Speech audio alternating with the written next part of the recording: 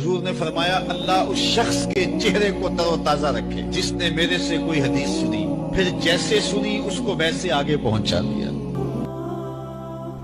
मल यहां पर मैं 3 वजीफे ऐसे बताऊंगा इंशाअल्लाह जो टॉप ऑफ द लिस्ट 3 वज़ाइफ है मुसीबत और परेशानी में तकलीफ दूर करने के लिए, सुन्नत वज़ाइफ आप सल्लल्लाहु अलैहि वसल्लम की तरफ से तालीम फरमाए हुए। पहला वजीफा है ये ला इलाहा इल्ला अंता सुब्हानका इन्नी कुन्तु मिनज़ ज़ालिमीन का। ला इलाहा इल्ला अंता सुब्हानक, नहीं है कोई माबूद सवाए तेरे और तू तो पाक है अल्लाह, तू तो गलती कर ही नहीं सकता। इन्नी कुन्तु मिनज़ ज़ालिमीन, बेशक मैं ही खताकार हूं, मैं ही जुल्म करने वाला हूं, मैं ही गलती करने वाला हूं। जामिया तिर्मिज़ी में इंटरनेशनल नंबर के मुताबिक 3505, मिशकात में 2292 नंबर ये हदीस है। और कुरान हकीम में तो हम पढ़ चुके हैं, सूरतुल अंबिया आयत नंबर 87 और 88 में आप सल्लल्लाहु अलैहि वसल्लम ने इरशाद फरमाया कि यूनुस अलैहिस्सलाम ने मछली के पेट में अपने रब को इन अल्फाज के साथ पुकारा था, ला इलाहा इल्ला अंता सुब्हानका इन्नी कुन्तु मिनज़ ज़ालिमीन। और फिर आप सल्लल्लाहु अलैहि वसल्लम ने फरमाया कि जो कोई शख्स अपने किसी भी मामले में, किसी भी परेशानी में इस दुआ के जरिए अल्लाह की तरफ मुतवज्जे हो, अल्लाह ताला उसकी दुआ को कबूल फरमा लेता है।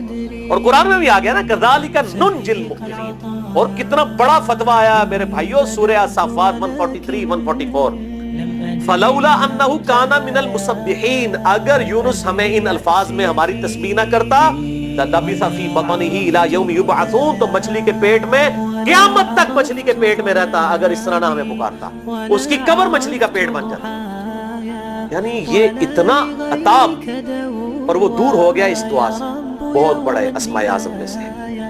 तो ये बेहतरीन दुआ, बेहतरीन वजीफा, अस्माए आज़म में से बेहतरीन चीज, और सबसे बढ़कर जो मैंने बात की कि बेहतरीन इस्तिग़फ़ार, अल्लाह से तौबा मांगने का बेहतरीन जरिया। आप देखें अल्लाह ताला की क्वालिटी को किस तरीके से उन्होंने अपने लिए जो है वो जरिया बनाया निजात का। कहते हैं ना, वो किसी के इंस्टिंक्ट पे बात करना, किसी की जुबिल्लत पे, उन्होंने अल्लाह तबारक व तआला की एक खास क्वालिटी थी जिसके साथ उन्होंने अल्लाह की तरफ दुआ की। वो क्या?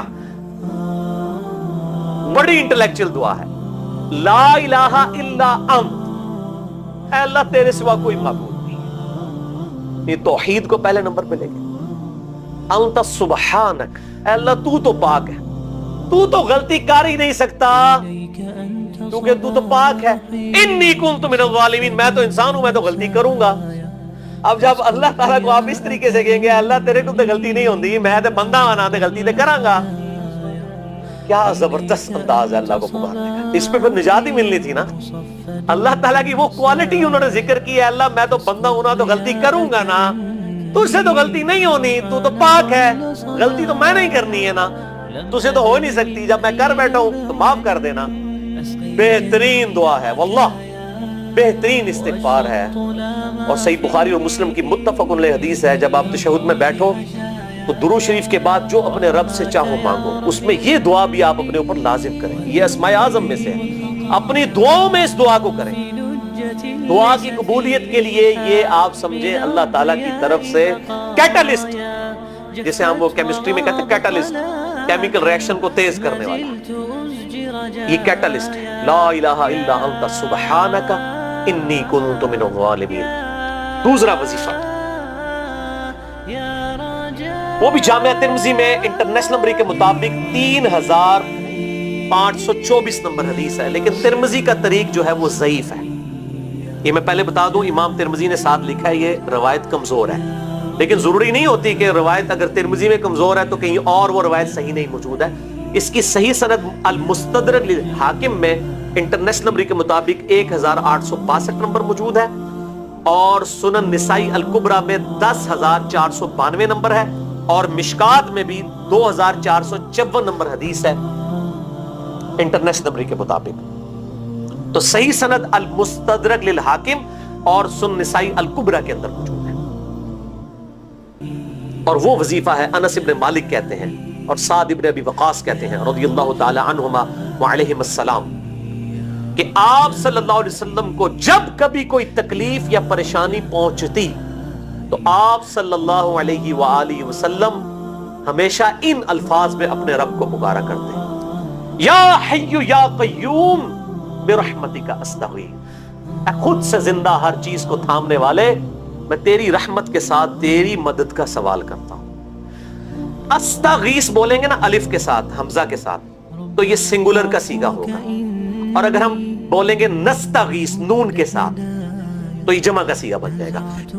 کتنی بہترین دعا ہے، اے خود سے زندہ ہر چیز کو تھامنے والے، میں تیری رحمت کے ساتھ تیری مدد کا سوال کرتا ہوں۔ تو یہ بھی اسماء اعظم میں سے ہے۔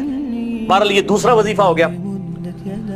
اب تیسرا وظیفہ جو ہے کمال وظیفہ، صحیح بخاری میں موجود ہے، انٹرنیشنل نمبر کے مطابق 4563 نمبر۔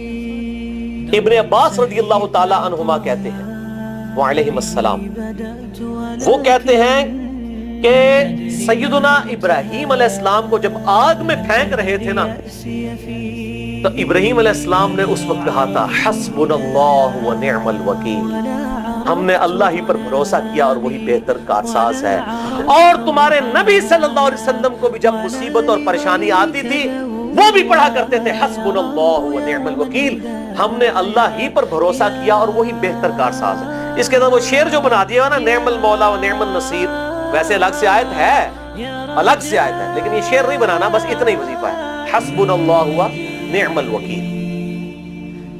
اور یہ جو انہوں نے کہا کہ نبی صلی اللہ علیہ وسلم بھی یہ کہتے تھے، اس کا ذکر الحمدللہ قرآن میں بھی موجود ہے، اس سے بھی بڑھ کر سورہ آل عمران کی 173 نمبر آیت میں ہے کہ جب نبی صلی اللہ علیہ وسلم اور اہل ایمان کو یہ خبر پہنچی کہ کافر ان کے خلاف سازشیں کر رہے ہیں، تو نبی اور اہل ایمان نے پکارا حسبنا اللہ و نعم الوکیل۔ تو حسبنا اللہ و نعم الوکیل قرآن کی آیت بھی ہے، اور یہ ہے وہ آیت، وظیفہ قرآن میں آیا ہوا ہے، یہ آل عمران 173 اور صحیح بخاری 4563۔ اور مجھے بڑا وجد آیا کہ ابراہیم علیہ السلام کو جب آگ میں پھینکنے لگے تھے، انہوں نے اس وقت اللہ کو ان الفاظ کے ساتھ پکارا حسبنا اللہ و نعم الوکیل۔ اچھا، یہ جتنے بھی وظیفے ہیں نا میرے بھائیوں، ان کا فائدہ اسی وقت ہے جب آپ کو ترجمہ بھی ان کا آتا ہوگا، ورنہ آپ روزانہ جتنی مرضی تسبیح کھینچتے رہے کوئی فرق نہیں پڑتا۔ اس لیے میرا ایک پرسنل مشورہ ہے کہ جب بھی یہ وظیفے پڑھے نا، اردو ترجمہ بے شک آتا بھی ہونا، ایک دفعہ اپنی زبان میں اس کو ریپیٹ کریں، یعنی آپ پڑھیں حسبنا اللہ و نعم الوکیل، میں نے اللہ ہی پر بھروسہ کیا اور وہی بہتر کارساز ہے۔ آپ دیکھیں یہ صوت القرآن چینل میں جب وہ عربی چل رہی ہوتی ہے، جیسے ہی وہ مراج الدین خان کا ترجمہ شروع ہوتا ہے نا، کیسے کب کبھی تاری ہو جاتی ہے، کیونکہ وہ ہماری زبان میں بات ہو رہی ہوتی ہے نا، عربی ایویں تو نہیں قیام اللیل میں رو رہے ہوتے، ان کی زبان میں بات ہو رہی ہوتی ہے، اپنی زبان کا اثر ہوتا ہے۔